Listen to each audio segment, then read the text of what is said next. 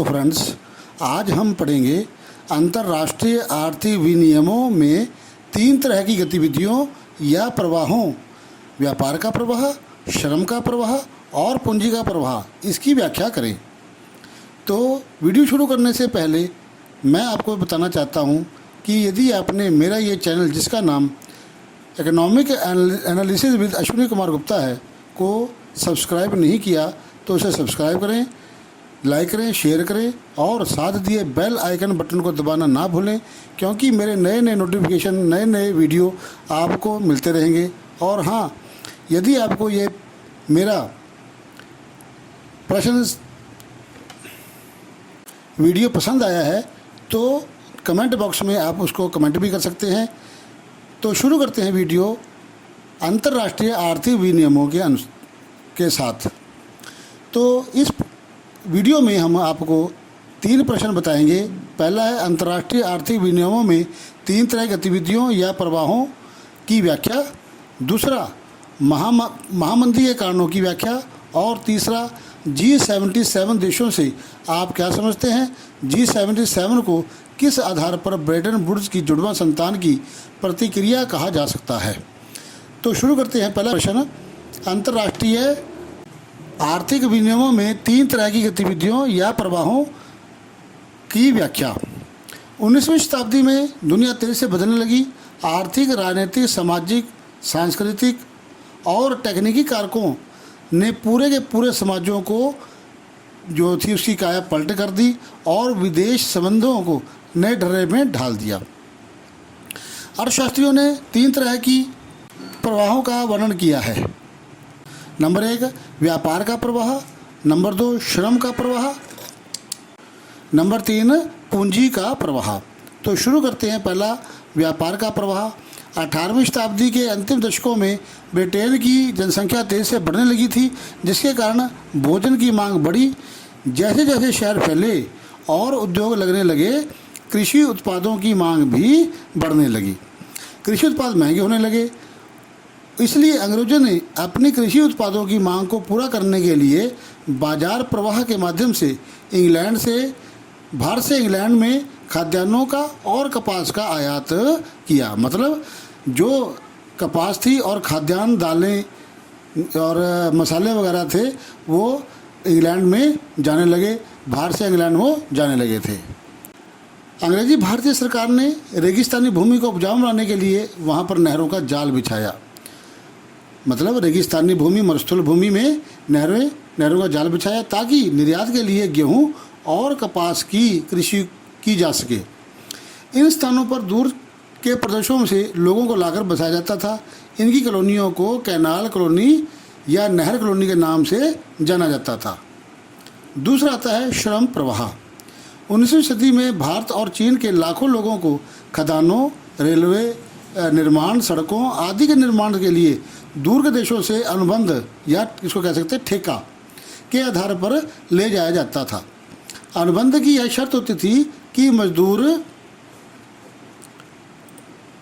अपने मालिक के बागानों में 5 साल तक काम करके अपने स्वदेश लौट सकते हैं। यानी किसी मजदूर ने 5 साल पूरे कर लिए तो वो स्वदेश लौटने के लिए कह सकता है। भारत में अधिकतर श्रमिक उत्तर प्रदेश, बिहार, मध्य प्रदेश, तमिलनाडु आदि इलाकों से आते थे। तीसरा आता है पूंजी का प्रवाह। विश्व व्यापार के लिए कृषि पदार्थों को उगाने के लिए पूंजी की आवश्यकता होती थी। इसके लिए छोटे किसानों, महाजनों, सूदखोरों और बड़े जिम्मेदारों से, इन सभी ने क्या किया, बड़े जिम्मेदारों से कर्ज लेने शुरू कर दिए। मतलब जो छोटे किसान थे उन्होंने बड़े बड़े महाजनों से, सूदखोरों मतलब जो पैसे देते, उधार देते थे और बड़े बड़े जिम्मेदार थे, उनसे कर्ज लेना, ऋण लेना शुरू कर दिया था। इसके लिए या तो ये लोग अपनी पूंजी लगाते थे या यूरोपीय बैंकों से कर्ज लेते थे। उनके पास दूर दूर तक पैसे पहुंचाने की व्यवस्था थी। तो इस प्रकार हमने देखा कि अंतर्राष्ट्रीय आर्थिक विनियमों में तीन तरह की गतिविधियों या प्रवाहों, जिसमें हमने पढ़ा व्यापार का प्रवाह, श्रम का प्रवाह और पूंजी का प्रवाह। अब हम अगला प्रश्न पढ़ते हैं। दूसरा, महामंदी के कारणों की व्याख्या करें। बहुत इंपॉर्टेंट प्रश्न है। 1929 से लेकर 1933 तक का काल महामंदी का काल जाना जाता है। याद रखना कि 1929 से लेकर के 1933 तक का काल क्या है, महामंदी का काल माना जाता है। विश्व के अधिकतर भागों में उत्पादन, रोजगार, आय और व्यापार में भयानक गिरावट, मतलब बहुत ज़्यादा गिरावट दर्ज की गई, परंतु मंदी का असर सभी देशों पर एक जैसा नहीं था। फिर भी कृषि क्षेत्रों पर इसका बहुत बुरा प्रभाव पड़ा, क्योंकि कृषि क्षेत्रों में उत्पादों की कीमतों में कमी ज़्यादा रही थी, बहुत ज़्यादा कमी आ गई थी। तो हम पहला पॉइंट लेते हैं इसमें, कृषि क्षेत्र में अति उत्पादन। कृषि क्षेत्र में अति उत्पादन की समस्या बनी हुई थी। कृषि उत्पादों की गिरती हुई कीमतों के कारण स्थिति और भी खराब हो गई। कीमतें कम होने से किसानों की आय घटने लगी, तो किसान अपने उत्पादन को बढ़ाने का प्रयास करने लगे ताकि अधिक पैदावार की जा सके। ज़्यादा पैदा होगा माल तो वे अपने आय के स्तर को बनाए रख सकते हैं।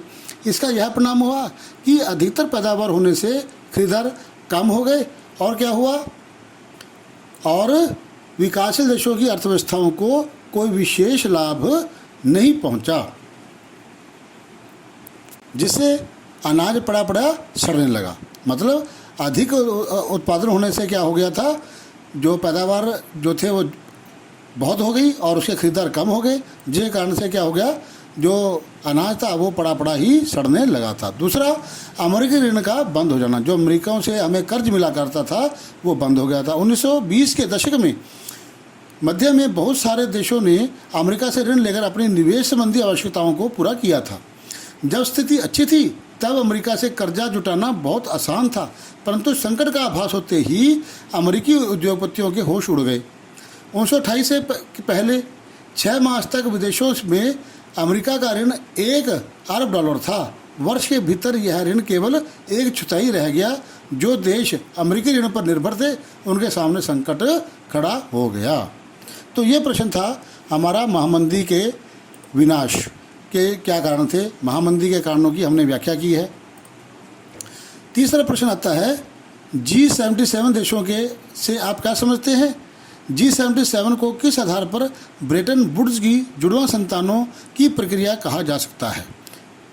G77 विश्व के 77 विकासशील देशों का समूह है जो अपनी अर्थव्यवस्थाओं को तेज गति प्रदान करने के लिए संगठित हुए थे। इन 77 देशों ने एक नई राष्ट्रीय आर्थिक प्रणाली के लिए आवाज़ उठाई। इस नई आर्थिक प्रणाली से उनका आशय यह एक ऐसी अर्थव्यवस्था था जिसमें उन्हें अपने संसाधनों पर सही अर्थ में नियंत्रण मिल सके, जिसमें उन्हें विकास के लिए अधिक सहायता मिल सके, कच्चे माल के सही दाम मिल सकें और तैयार मालों को विकसित देशों में बेचने के लिए बेहतर सुविधा मिल सके। तो G77 को ब्रिटेन वुड्स की संतानों की प्रतिक्रिया के रूप में देखा जाता है, क्योंकि विकसित राष्ट्रों ने अपनी अर्थव्यवस्था को मजबूती व स्थायित्व प्रदान करने के लिए ब्रिटेन वुड्स व्यवस्था का निर्माण किया था। इस व्यवस्था का संचालन अमेरिकी, इंग्लैंड, फ्रांस, रूस जैसी बड़ी शक्तियों के हाथ में था। इससे विकासशील देशों की अर्थव्यवस्थाओं को बहुत कोई खास लाभ नहीं हुआ। धन्यवाद दोस्तों।